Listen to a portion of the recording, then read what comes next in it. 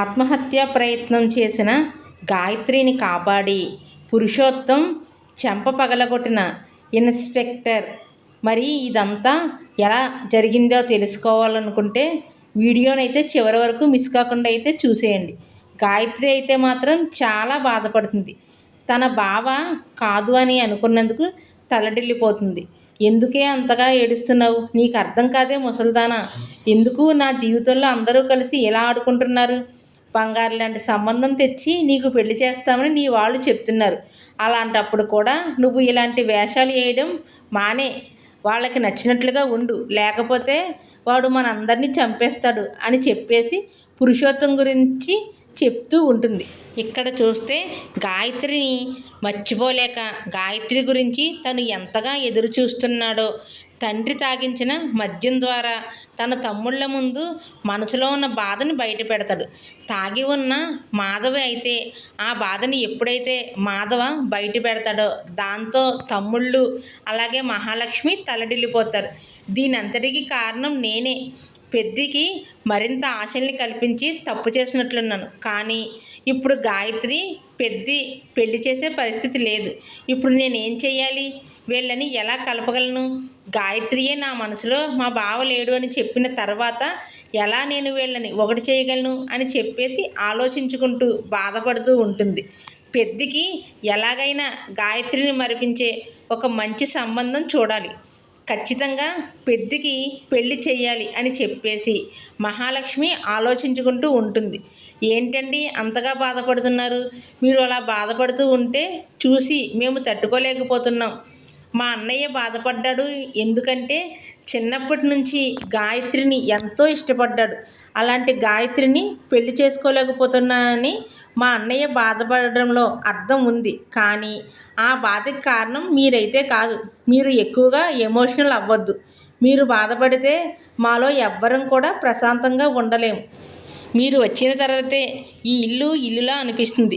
మీరు ఎప్పట్లాగానే మమ్మల్ని తిడుతూ సంతోషంగా ఉండాలి అని చెప్పి చక్రితో సహా మిగిలిన అన్నదమ్ములు అంటారు. ఇద్దరు అన్నదమ్ములు కూడా.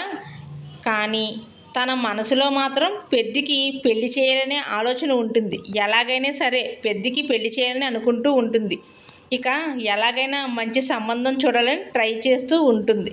ఇక్కడ చూస్తే ఇక పెళ్ళి సందర్భం దగ్గరికి వచ్చేస్తూ ఉంటుంది. గాయత్రితో సహా పురుషోత్తం తిరిగి వచ్చి చెప్తూ ఉంటాడు, ఇక నీకు పెళ్లి సంబంధం కుదిరిపోయింది, అన్నీ ఓకే అయిపోయి నేను పెళ్ళి ఓకే అని వచ్చాను కాబట్టి 1 వీక్లోనే నీకు అతనికి మ్యారేజ్ అయిపోయిన తర్వాత మన అందరం కూడా దుబాయ్ వెళ్ళిపోవచ్చు. అతను దుబాయ్లోనే పనిచేస్తాడు కాబట్టి నువ్వు అక్కడే ఉండాలి. నేను కూడా అక్కడే ఉంటాను కాబట్టి నీకు అప్పుడప్పుడు కనిపిస్తూ ఉంటాను. మా గురించి దిగులు పెట్టుకోకు, వేరే ఆలోచనలు పెట్టుకోకుండా పెళ్లి చేసుకో అని చెప్పేసి చెప్తూ ఉంటాడు. ఇంకొక వారం రోజుల్లో నా పెళ్ళి అయిపోతుంది. నేను అవునన్నా కాదన్నా ఇతనితో నా పెళ్ళి చేసేస్తారు. మా వాళ్ళు నన్ను బయటకి కదలనివ్వరు. మా వాళ్ళని కాదనుకుని కాలు బయటపెట్టి బావని పెళ్లి చేసుకుని నేను మనశ్శాంతిగా ఉండలేను. అందుకనే ఇప్పుడిక నేను ఏం చెయ్యాలి, ఎలా ఈ పెళ్లి నుంచి తప్పించుకోవాలి అని చెప్పేసి గాయత్రి అయితే ఎంతగానో ఆలోచించుకుంటూ బావని కాదన్నాను. ఇప్పుడు నేను ఆ ఇంటికి వెళ్ళి సపోర్ట్ అడిగినా సరే ఆ ఇంట్లో ఎవరు కూడా నా తరపున నిలబడకపోగా నన్ను బయటికి తరిమేస్తారు. ఆ ఇంటికి వెళ్ళే ధైర్యం చేయలేను. ఆ ఇంటికి వెళ్ళి వాళ్ళను బాధ పెట్టలేను కూడా. అందుకనే నేను ఇప్పుడు ఏం చేయగలను? నన్ను నేను ఎలా కాపాడుకోగలను? అటు బావకి ఎలాగో దూరమైపోయాను. మంచి జీవితము ఉండదు. బావని మనసులో పెట్టుకుని ఇంకొకరిని పెళ్లి చేసుకుని ప్రశాంతంగా బ్రతకలేను. అలాంటప్పుడు దేనికోసం, ఎవరి కోసం బతకాలి? నేను ఎవరి కోసం ఆలోచించి నేను ఉండాలి? నేను చచ్చిపోయినా పర్వాలేదు, కానీ వాళ్ళ పరువు మాత్రం పోకూడదు అనుకునే అమ్మా నాన్నలు వీళ్ళు ఇంకొక వ్యక్తికి ఇచ్చి, వాళ్లకు నచ్చని వ్యక్తికి ఇచ్చి పెళ్లి చేయడానికి వాళ్ళు సిద్ధంగా లేరు. బావను వదులుకొని బ్రతకడానికి నేను సిద్ధంగా లేను. ఈ అన్ని సమస్యల మధ్య మరొక అతని జీవితాన్ని కూడా నాశనం చేయలేను. అందుకనే నా జీవితాన్ని నేనే ముగించుకుంటే ఎవ్వరికీ ఎలాంటి సమస్య ఉండదు కదా. బావ కూడా నా మీద ఉన్న ప్రేమను చంపేసుకుని మరో అమ్మాయిని పెళ్లి చేసుకుని ప్రశాంతంగా బ్రతుకుతాడు. వీళ్ళ పగ పంతాల వల్ల నా బ్రతుకు నాశనమయ్యి నేను చనిపోయానని తెలుసుకున్న తర్వాతైనా అమ్మా నాన్నలు మారి ఇక బావ జోలికి వెళ్లకుండా ఉంటారు అని చెప్పేసి రకరకాలుగా ఆలోచించుకున్న గాయత్రి అయితే మాత్రం ఇక తను చనిపోవాలని నిర్ణయం తీసుకుని రాత్రికి రాత్రే అక్కడి నుంచి వెళ్ళిపోతుంది. అలా వెళ్ళిపోయిన గాయత్రి ఇక అటు ఇటు చూస్తూ ఉంటుంది. ఒక బ్రిడ్జ్ దగ్గరికి అయితే వెళ్తుంది. అలా బ్రిడ్జ్ దగ్గరికి వెళ్ళిన గాయత్రి అయితే ఆ బ్రిడ్జి ఎక్కి దూకేయడానికి ప్రయత్నిస్తూ ఉంటుంది.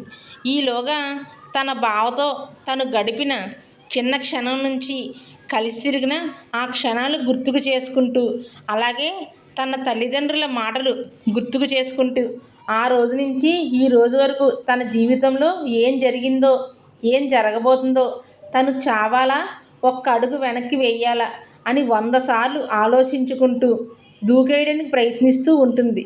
ఇలా ప్రయత్నిస్తూ ఉన్న సమయంలోనే ఇక ఆ బ్రిడ్జి మీద నుంచి దూకేద్దాం అనుకునే చివరి నిమిషంలోనే ఇన్స్పెక్టర్ వచ్చి గాయత్రిని పట్టుకుంటాడు. నన్ను వదలండి సార్, నన్ను చనిపోనివ్వండి, నాకంటూ ఎవ్వరూ లేరు, ఎవ్వరి కోసము నేను బ్రతకాలి అనుకోవడం లేదు, నా జీవితం గురించి ఆలోచించే వాళ్ళు అలాగే నా కోసం బాధపడేవాళ్ళు కూడా ఎవ్వరూ లేరు. అసలు ఏంటి నువ్వు ఆత్మహత్య చేసుకోవాల్సినంత కష్టం ఏమొచ్చింది? నీకు తల్లిదండ్రులు లేరా? ఉన్నారా? కానీ వాళ్ళకి నా సంతోషం కన్నా వాళ్ళ పరువు పంతాలు ఇవి మాత్రమే వాళ్ళకి ఎక్కువ. అందుకనే నేను ఈ నిర్ణయం తీసుకున్నాను, నన్ను వదిలిపెట్టండి అని చెప్పి అంటూ ఉండగానే, లేదమ్మాయి, నువ్వు ఇలా ఇక్కడ ఆత్మహత్య చేసుకుంటే మా అందరికీ రిస్క్. రేపొద్దున్న నిన్ను కన్నవాళ్ళు బాధపడతారు. ఇప్పుడు కోపంలో ఏదో అని ఉండొచ్చు, కానీ ఆ తర్వాత వాళ్ళు ఎంతగానో పశ్చాత్తాపపడతారు. లేదు, మా వాళ్ళు అలాంటి వాళ్ళు కాదు, వాళ్ళకి పరువు ముఖ్యం తప్ప ప్రాణం ముఖ్యం కాదు, పంతం ముఖ్యం, కానీ ఆస్తి అంతస్తుల గురించే ఆలోచిస్తారు తప్ప నా గురించి వాళ్ళు పట్టించుకోరు అని చెప్పేసి అంటూ ఉండగానే, లేదు పద అని చెప్పేసి ఇక అక్కడి నుంచి గాయత్రిని తీసుకుని వెళ్ళబోతూ ఉండగానే ఈలోగా గాయత్రిని వెతుక్కుంటూ పురుషోత్తం అయితే వస్తాడు.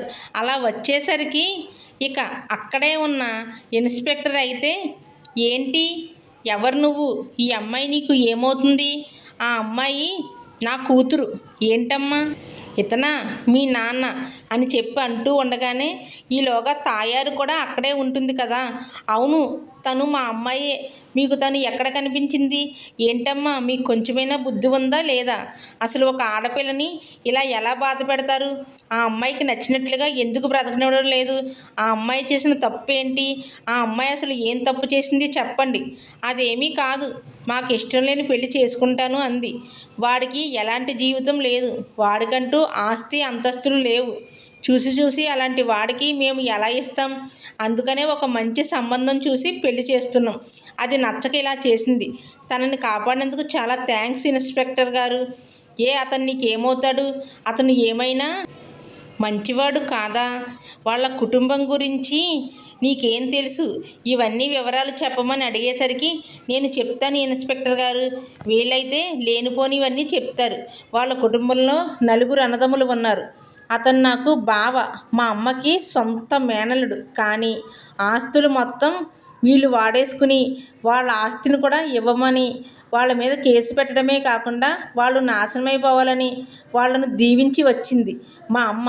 శాపనార్థాలు పెట్టి ఇక వాళ్ళ ఇంటికి ఆడపిల్లలే రాకూడదని శపించి నన్ను పంపడానికి ఇష్టపడకుండా నా జీవితంతో ఆడుకుంటున్నారు వీళ్ళందరూ కలిసి అని చెప్పేసి మొత్తం నిజాలన్నీ బయట పెట్టేసరికి, నోరు మూసుకుని పద, పిచ్చి పిచ్చి వేషాలు వేస్తే చంపేస్తాను. ఏంటయ్యా, బిడ్డని చంపుకోవడానికి కన్నావా నువ్వంటూ చెంప పగలగొడతాడు పురుషోత్తం. ఇన్స్పెక్టర్ అయితే, మరోసారి ఆ అమ్మాయి ఇలాంటి ఆత్మహత్యా ప్రయత్నం చేసిందంటే ఇక్కడి నుంచి ముందు నిన్ను తోసేస్తాను. తనకు నచ్చిన సంబంధం తనకు నచ్చిన వాడికి ఇచ్చి నువ్వు పెళ్లి చేయాలి. అతడేమీ పరాయవాడు కాదు కదా, మీ మనిషే కదా, పైగా మీ ఆవిడకి సొంత మేనల్లుడు కూడా. అతను మంచివాడే అని ఆ అమ్మాయి చెప్తుంది కదా. అలాంటప్పుడు నీకు అభ్యంతరం ఏంటి? అతనికి ఏమైనా తాగుడు అలవాట్లు ఇంకా వేరే వేరే అలవాట్లు ఏమైనా ఉన్నాయా? అలాంటివి ఏమీ లేవు. అయినా సరే ఆస్తి అంతస్తు లేని వాడికి మేము ఎలా ఇస్తాము అనుకుంటున్నారు? ఇవాళ డబ్బులు వాళ్ళే సంపాదించుకుంటారు. ఇష్టపడ్డారు కదా, పెళ్లి చేసుకున్న తర్వాత డబ్బు వస్తుంది. మీరు అతనికి ఇచ్చి పెళ్లి చేయకుండా పిచ్చి పిచ్చి వేషాలు వేస్తే నేను మిమ్మల్ని అందరినీ అరెస్ట్ చేసి జైల్లో పడేయాల్సి వస్తుంది అని చెప్పేసి ఇన్స్పెక్టర్ అయితే గట్టిగానే పురుషోత్తంకి వార్నింగ్ ఇస్తాడు. ఈలోగా గాయత్రి దగ్గరికి గబగబా ఆత్మహత్య చేసుకోబోతుందన్న విషయం ఎవరి ద్వారాగానో తెలుసుకుని అక్కడికి వస్తాడు మాధవ. అయితే మాధవ్ని పట్టుకుని ఏడుస్తూ ఉంటుంది గాయత్రి. చూస్తూ నిలబడిపోతారు తాయారు అలాగే పురుషోత్తం ఇద్దరూ కూడా. ఇక రాబోయే కథలో ఇలా జరిగిపోతుందన్నమాట.